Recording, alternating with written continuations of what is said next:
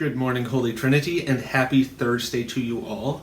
Today, as many of you have probably heard, is Earth Day. And I don't know too much about Earth Day, I just learned that it goes back for like 51 years or so. But I do know that the social teaching of the Catholic Church goes back about 2,000 years or so, and I'm a little bit more up to date on that. I want to show you a book I've got. This is the Compendium of the Social Doctrine of the Church. This book was put together in 2005 is when it was first published. But it includes just a bunch of quotations from a bunch of documents going back hundreds of years, and includes, 2,000 years of history about the social teaching of the church, which includes a lot of stuff about care for God's creation.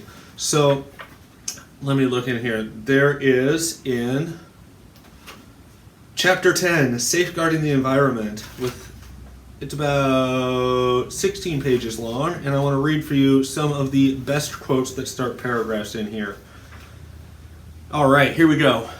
A correct understanding of the environment prevents the utilitarian reduction of nature to a mere object to be manipulated and exploited. At the same time, it must not absolutize nature and place it above the dignity of the human person himself. Nature is vitally important, but the dignity of the human person is higher. The social teaching of the church is very clear on this. Care for the environment represents a challenge for all of humanity. It is a matter of a common and universal duty, that of respecting a common good destined for all, by preventing anyone from using with impunity the different categories of beings, whether living or inanimate, simply as one wishes, according to one's own economic needs. It's a common enterprise. We have to do this together. And because of that, let's see if I can find that next quote that I wanted. Oh, here's a good one. Responsibility for the environment, the common heritage of mankind, extends not only to present needs, but also to those of the future. And we're learning a lot about this right now, about how what we do in the world today and what we do with earth and nature today will have lasting effects in the future, and we need to respect the people who live in the future. Responsibility for the environment should also find adequate expression on a juridical level. It is important that the international community draw up uniform rules that will allow states to exercise more effective control over the various activities that have negative effect on the environment and to protect ecosystems by preventing the risk of accidents. This is the teaching of the church. This is not, some crazy out there on the left, we have to have laws that stop people from doing. No, this is social teaching. This is how we as a community live and work together to protect our earth. And it includes states exercising effective control over various activities that have negative effects on the environment, because individuals aren't able to govern themselves that way.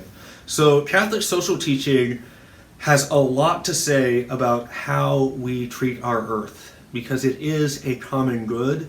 Nature is a common good both for us and for the future, and we as Catholics are called to respect it. But I go back always to that first paragraph.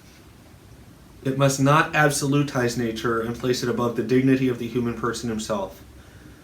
It's a common good, but the ultimate respect is paid to the human beings who live on this planet. So we have to find that balance always. How do we respect everyone and respect everyone's access to a healthy planet, while not making a healthy planet the complete and total goal to the detriment of human beings? Happy Earth Day, everybody. There is so much more. This book is very wonderful, and it has so much to say about so many things. I encourage you, if you've never seen it and you're really into social teaching, get a copy of this, because it will clarify a lot of what the Catholic Church teaches, which amazingly enough makes a whole ton of sense. So God bless you all. Have a wonderful Thursday.